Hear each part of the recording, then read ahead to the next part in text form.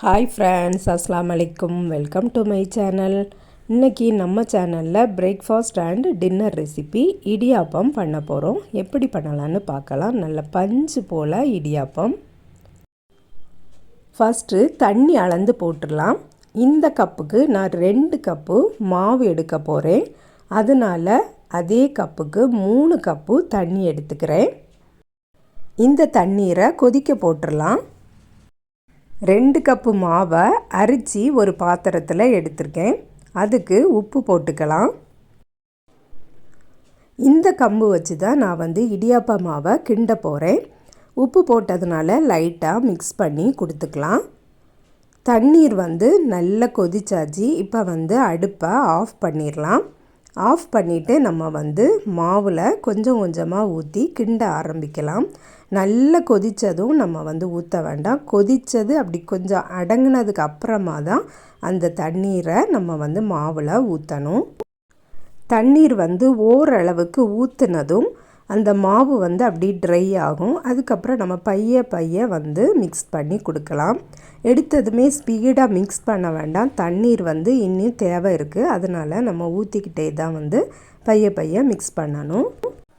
இது அரிசி வாங்கி நல்லா வாஷ் பண்ணிவிட்டு அதை நிழலில் உலர்த்திட்டு மிஷினில் கொடுத்து திரித்து வறுத்த மாவு. இதை நம்ம ஒரு 10 கிலோ 15 கிலோ 20 கிலோன்னு திரித்து நான் மொத்தமாக போட்டிருப்பேன். அப்போது நம்ம திரித்து வறுத்ததை ஃபஸ்ட்டு கிண்டும் போதே அந்த மாவு எப்படி நமக்கு இடியாப்பம் கிண்ட வருது அப்படின்னு நமக்கு தெரிஞ்சிடும். அதை கனெக்ட் பண்ணியே நம்ம அந்த மாவு தீரது வரை இடியாப்பம் அவிச்சிக்கலாம். அதே மெத்தடில் அவிச்சிட்டாலே ஈஸியாக வந்துடும். அரிசி திரித்து வாங்கினதும் ஃபஸ்ட்டு இடியாப்பம் அவிக்கும்போது அந்த மாவை கிண்டும்போது கொஞ்சம் கவனமாக கிண்டணும். அப்போ தான் அந்த தண்ணீர் கொதிக்க வச்ச தண்ணி இந்த மாவுக்கு செட் ஆகுதா, இல்லைன்னா கொஞ்சம் ஆறுனது ஊற்றும்போது செட் ஆகுதா அப்படின்ட்டு நமக்கு கிண்டும்போதே தெரியும். தண்ணீரும் கரெக்டாட்டு ஊற்றணும். இப்போ இந்த பக்குவம் நமக்கு கரெக்டாட்டு இருக்குது. தண்ணீர் அதிகமாயிட்டுனாலும் பிழியும்போது ஒழுங்காக வராது. தண்ணீர் ரொம்ப ஹீட் இல்லைனாலும் அந்த மாவு பொழிப்ப மாட்டி இருக்காது. அதாவது மாவு நிறைய வராது. மாவு மேலே காஞ்சி போயிடும். காயாமல் இருக்கிறதுக்காக வேண்டி ஒரு மூடி போட்டு மூடி வச்சிடணும். இல்லைன்னா ஈர துணி போட்டு கூட மூடி வைக்கலாம்.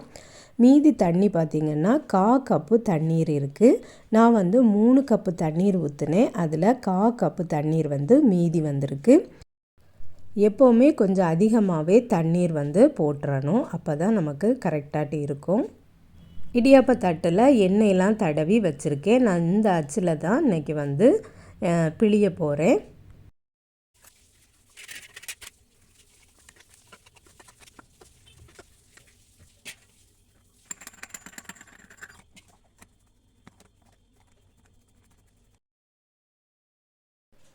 மாவு கிண்டுனது கரெக்டாக இருந்ததுன்னா பிழியதுக்கு சூப்பராக வரும். கை வலிக்கவே செய்யாது. அதே சமயம் மாவு நல்லா கட்டி பிடிச்சிட்டுனா உங்களுக்கு பிழியதுக்கு வரவும் செய்யாது. நல்ல ஒரு ஷேப்பாட்டும் இருக்காது. கையே நல்லா வலிச்சிரும். இடியாப்ப மாவு கிண்டதில் தான் அதோட மெத்தடே இருக்குது. இடியாப்ப மாவு கிண்ட தெரிஞ்சிட்டா இடியாப்பம் அவிக்கிறது ரொம்பவே ஈஸி. இடியாப்ப மாவு கிண்ட தெரியலைன்னா அதோட கொடுமை வேறு எதுவுமே இல்லை. ஏன்னா அந்த அளவுக்கு நல்ல ஹார்ட் ஆயிரும். அந்த மாவு பிழியவே நம்மளால் முடியாது. 2 கப்பு மாவு தான் நான் போட்டிருக்கேன். அதனால் எனக்கு 12 இடியாப்பம் வந்தது. வெயிட்டும் ஒரு நார்மலான வெயிட்டில் தான் நான் எல்லாமே பிழிஞ்சு எடுத்திருக்கேன். இது நீங்கள் அதிகமாக போட்டிங்கன்னா, அதாவது 1 கிலோ மாவுலாம் போட்டிங்கன்னா 1 கிலோ மாவுக்கு 50 இடியாப்பம் கரெக்டாக வரும். சேர்த்து கிண்டும்போது அதிகமாகவே நமக்கு மாவு வரும். இந்த மாதிரி 1 கப்பு 2 கப்புன்னு கிண்டும்போது மாவு குறைவாக தான் நமக்கு வரும். சில பேர் கடையில் இருக்கக்கூடிய மாவை வாங்கி தான் இடியாப்பம் அவிப்பாங்க. அந்த மாதிரி அவிக்கும்போது ஒவ்வொரு பிராண்டையாக நீங்கள் மாற்றி வாங்கிட்டிங்கன்னா ஒவ்வொரு மாவு ஒவ்வொரு விதமாட்டு இருக்கும். நீங்கள் எப்போவுமே ஒரே பிராண்டை வாங்கினீங்கன்னா உங்களுக்கு அதோட பக்குவம் தெரிஞ்சிடும். அப்போ உங்களுக்கு கிண்டதுக்கு ஈஸியாட்டு வந்துடும். மாவு எல்லாத்தையும் பிழிஞ்சிட்டு இந்த மாதிரி ஸ்டாண்டில் வச்சு அடுக்கி வச்சிடணும். வச்சுட்டு நம்ம இடியாப்ப குட்டுவத்தில் வைக்க வேண்டியது தான். கொதிக்க தண்ணி ஊற்றி கிண்டின மாவுனால் ஒரு 8 நிமிஷத்துலேயே குக் ஆயிரும். 2 ஸ்டாண்டுக்கு கரெக்டாக எனக்கு வந்து இடியாப்பம் வந்திருக்கு. மொத்தம் 6 12 அவிச்சு எடுத்திருக்கேன். இந்த மாதிரி இடியாப்பம் அவிக்கும்போது நம்ம காலையில் அவிச்சோம்னா நைட்டு வர கெட்டு போகாமல் அப்படியே இருக்கும்.